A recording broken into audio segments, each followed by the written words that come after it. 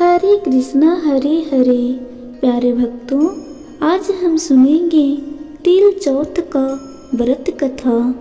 तो आइए सुनते हैं। हिंदू धर्म में तिल चौथ का व्रत अत्यंत पुण्यदायी माना गया है। यह व्रत विशेष रूप से माघ मास के कृष्ण पक्ष की चतुर्थी को किया जाता है। इस दिन भगवान श्री गणेश तथा चंद्रदेव की पूजा की जाती है। तिल चौथ को कई स्थानों पर संकष्टी चतुर्थी या तिलकुटा चौथ भी कहा जाता है।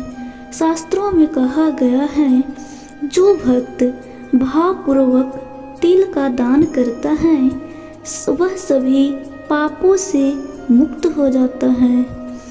बहुत समय पहले की बात है, एक समृद्ध नगर में धर्मपाल नाम का एक धर्मनिष्ठ ब्राह्मण रहता था।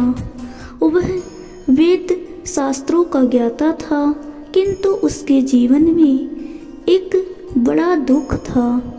उसके घर में संतान सुख का अभाव था। धर्मपाल और उसकी पत्नी सावित्री प्रतिदिन भगवान की पूजा करती, दान देती, किंतु वर्षों बीत गए, संतान नहीं हुई। सावित्री मन ही मन अत्यंत व्यवस्थित रहती। एक दिन नगर में एक सिद्ध महात्मा पधारे।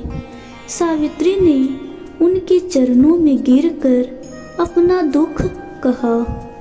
महात्मा ने कहा, हे पुत्री, माघ मास की कृष्ण पक्ष की चतुर्थी को तिल चौथ का व्रत करो। तिल, गुड़ और जल से भगवान गणेश की पूजा करना। चंद्रमा के दर्शन के बाद अर्घ्य देना। यह व्रत तुम्हारे समस्त कष्टों को हर लेगा। सावित्री ने श्रद्धा से व्रत करने का संकल्प लिया। माघ मास की चतुर्थी आई। सावित्री ने प्रातः स्नान कर स्वच्छ वस्त्र धारण किए। तिल से बने लड्डू, तिल का दान, तिल का हवन और गणेश जी की पूजा की। रात्रि में चंद्रमा के दर्शन कर अर्घ्य देते समय उसने कहा, हे चंद्रदेव, यदि मैंने सच्चे मन से यह व्रत किया है तो मेरे जीवन का अंधकार दूर कर दीजिए। उसी रात्रि सावित्री को स्वप्न में भगवान गणेश के दर्शन हुए।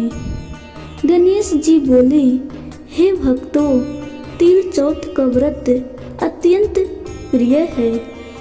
तिल में सूर्य, चंद्र और अग्नि का वास है।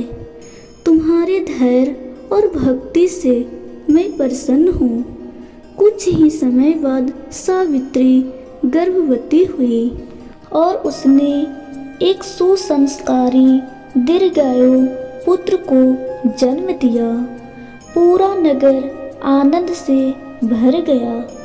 इस प्रकार तिल चौथ के व्रत से संतान सुख प्राप्त होता है। वैवाहिक जीवन में सुख शांति आती है। रोग, शोक और दरिद्रता दूर होती है। पापों का नाश होता है। तिल चौथ केवल व्रत नहीं, बल्कि धैर्य की परीक्षा, संयम का अभ्यास, अहंकार के त्याग और ईश्वर के पूर्ण विश्वास का प्रतीक है। शास्त्रों में कहा गया है, जो श्रद्धा से व्रत करता है उसकी सिद्धि निश्चित है।